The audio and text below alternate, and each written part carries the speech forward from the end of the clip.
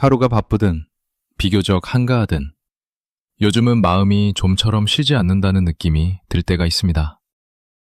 해야 할 일이 많아서도 아니고 당장 급한 문제가 있어서도 아닌데 이상하게 마음이 늘 앞서가 있는 날들이 있습니다. 몸은 자리에 앉아 있는데 생각은 이미 다음 일을 걱정하고 있는 순간들이 있습니다. 아직 오지 않은 일을 미리 당겨서 살아가고 있는 것처럼 느껴질 때도 있습니다.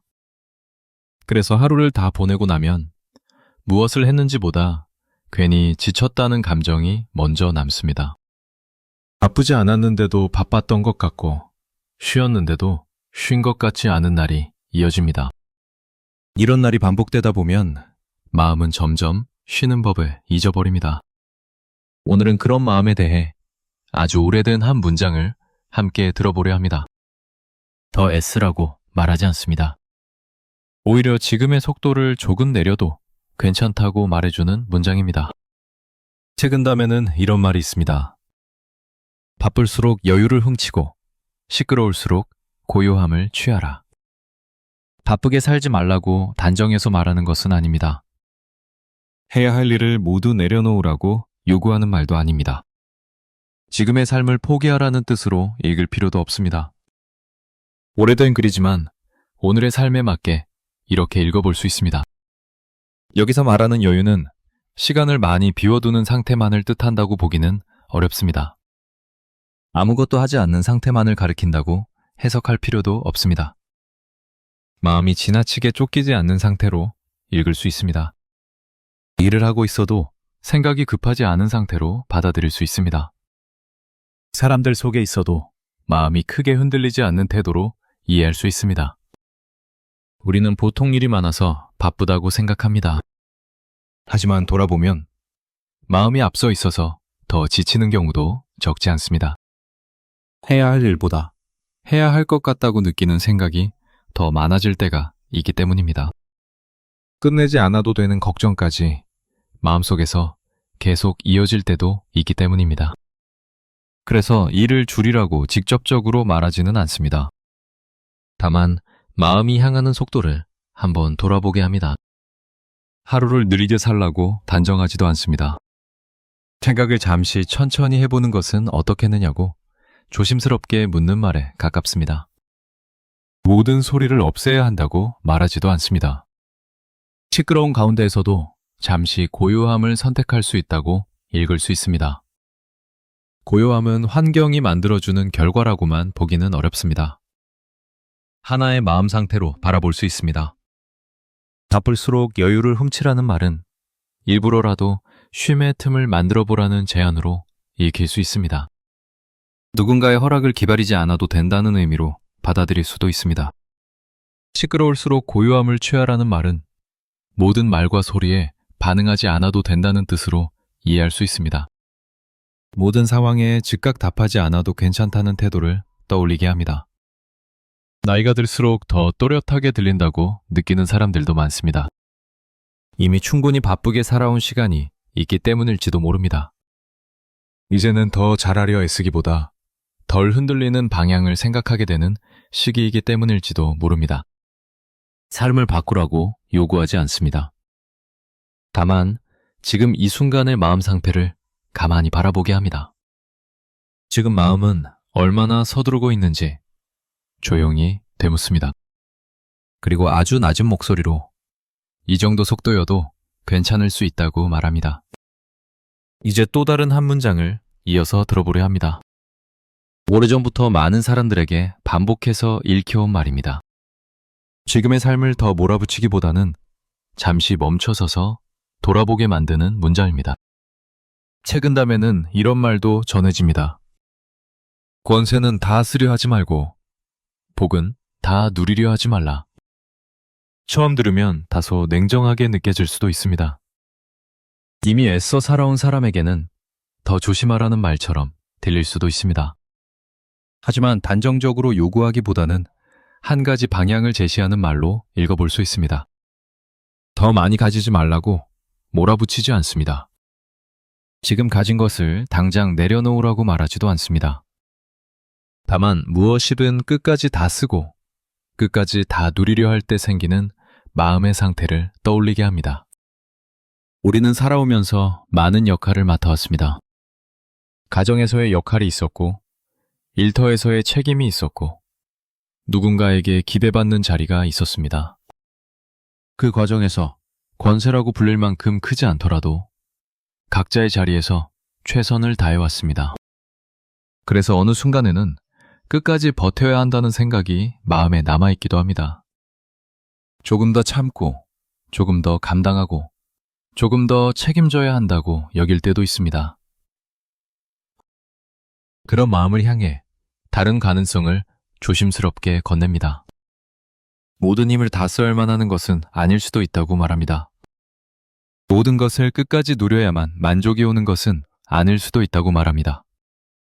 권세를 다 쓰려 하지 말라는 말은 늘 앞에 서 있어야 한다는 부담을 내려놓아도 된다는 뜻으로 읽을 수 있습니다.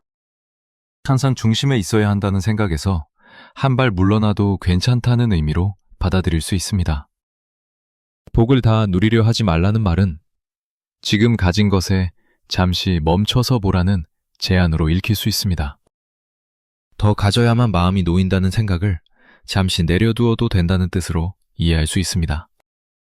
성취를 부정하지 않습니다. 노력의 가치를 깎아내리지도 않습니다. 다만 지나치게 끝을 향해 몰려갈 때 마음이 먼저 닳아버릴 수 있다는 점을 떠올리게 합니다. 이미 충분히 애써온 사람에게 조금은 여백을 남겨두어도 된다고 말합니다. 듣고 나면 삶에서 무엇을 더 해야 할지보다 무엇을 덜 붙잡아도 될지를 생각하게 됩니다. 그리고 그 질문은 생각보다 오래 마음에 남습니다. 오래 남는 이유는 누구에게나 적용될 수 있기 때문입니다.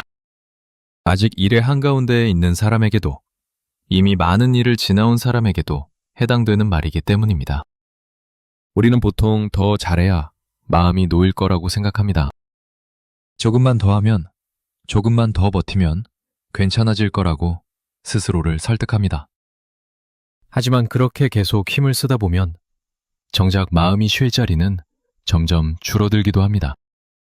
권세를 다 쓰려 하지 말라는 말은 늘 가장 앞에 서지 않아도 된다는 가능성을 떠올리게 합니다. 늘 책임을 먼저 짊어지지 않아도 괜찮을 수 있다는 생각을 허락해줍니다. 복을 다 누리려 하지 말라는 말은 만족을 미루지 않아도 된다는 뜻으로 읽을 수 있습니다. 아직 더 얻지 못했어도 지금 이 정도에서도 잠시 숨을 돌릴 수 있다는 의미로 받아들일 수 있습니다. 욕심을 꾸짖기보다 마음이 지치지 않게 하려는 쪽에 더 가깝습니다. 이미 충분히 해낸 사람에게 이제는 조금 덜 해도 괜찮다고 말해주는 것처럼 들리기도 합니다. 그래서 채근하지 않습니다. 오히려 오래 버틸 수 있는 방향을 조심스럽게 가리킵니다. 무엇이든 끝까지 몰아붙이지 않아도 삶은 이어질 수 있다는 점을 떠올리게 합니다.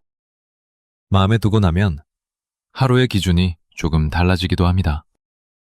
더 얻었는지보다 덜 지치지는 않았는지를 먼저 살피게 됩니다. 더 앞서 있는지보다 아직 숨을 쉴 수 있는지를 생각하게 됩니다. 이제 마지막 한 문장을 함께 들어보려 합니다. 앞에 두 문장과 마찬가지로 마음의 상태를 돌아보게 만듭니다. 최근 담에는 이런 말도 전해집니다. 마음이 고요하면 밝아지고 마음이 조급하면 흐려진다. 결과보다 먼저 상태를 이야기합니다. 무엇을 선택했는지보다 어떤 마음으로 선택했는지를 묻는 말에 가깝습니다. 우리는 종종 판단이 흐려졌다고 느낄 때 상황을 탓하곤 합니다. 환경이 복잡해서 그렇다고 말하고 시간이 없어서 그렇다고 생각합니다. 하지만 그보다 앞에 있는 마음의 상태를 먼저 떠올리게 합니다. 마음이 고요하지 않을 때 같은 상황도 다르게 보일 수 있다는 점을 조용히 알려줍니다. 조급한 마음으로 내린 결정은 나중에 돌아보면 아쉬움으로 남는 경우가 많기 때문입니다. 침착해야 한다고 명령하지 않습니다. 항상 차분해야 한다고 요구하지도 않습니다. 다만 마음이 흔들릴 때 판단도 함께 흔들릴 수 있다는 사실을 떠올리게 합니다. 고요함은 특별한 능력이 아니라 잠시 멈추는 선택으로 이해할 수 있습니다. 조급함 역시 성격의 문제가 아니라 마음이 쉬지 못할 때 생기는 상태로 받아들일 수 있습니다. 옳고 그름을 가르치기보다 지금의 마음이 어디에 있는지를 묻습니다. 지금 마음은 고요한 쪽에 가까운지 아니면 조급한 쪽에 더 가까운지를 가만히 살펴보게 합니다. 그리고 그 질문 하나만으로도 선택의 속도가 조금 달라질 수 있다고 말합니다. 정답을 알려주기보다 선택하기 전에 마음을 먼저 살피게 합니다. 결정을 잘못했는지보다 어떤 상태에서 결정했는지를 돌아보게 합니다. 마음이 고요할 때는 같은 말도 다르게 들릴 수 있습니다. 같은 상황에서도 조금 더 넓게 바라볼 여유가 생기기도 합니다. 반대로 마음이 조급할 때는 사소한 일도 크게 느껴질 수 있습니다. 아직 일어나지 않은 일까지 앞당겨 걱정하게 되기도 합니다. 그런 마음의 차이가 삶의 방향에 영향을 준다는 점을 조용히 짚어줍니다. 그래서 고요함은 결과를 바꾸기 위한 기술이 아니라 과정을 지키는 태도로 읽을 수 있습니다. 무언가를 더 잘하기 위해서가 아니라 덜 흔들리기 위해 필요한 상태로 받아들일 수 있습니다. 조급함 역시 없애야 할 감정이라기보다 잠시 쉬어야 한다는 신호로 이해할 수 있습니다. 마음이 조급해졌다는 사실을 알아차리는 것만으로도 이미 한 번은 멈춘 셈이 됩니다. 그 멈춤이 생각보다 중요하다고 말합니다. 앞에 두 문장이 삶의 속도와 방향을 이야기했다면 이 마지막 문장은 그 출발점을 이야기합니다.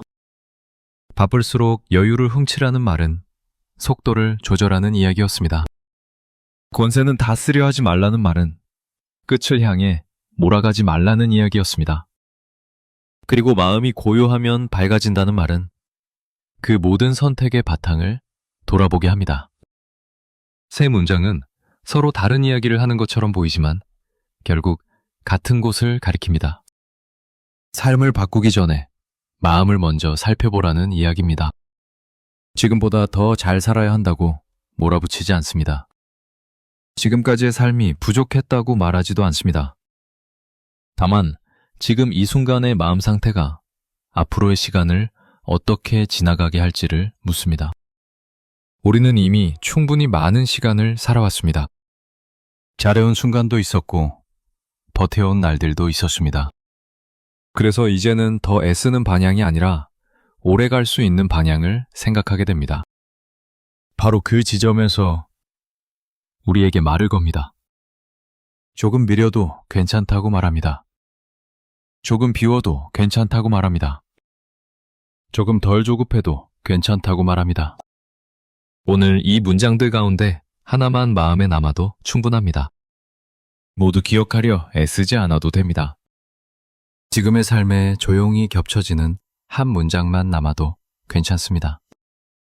그 문장은 필요할 때 자연스럽게 다시 떠오를 것입니다.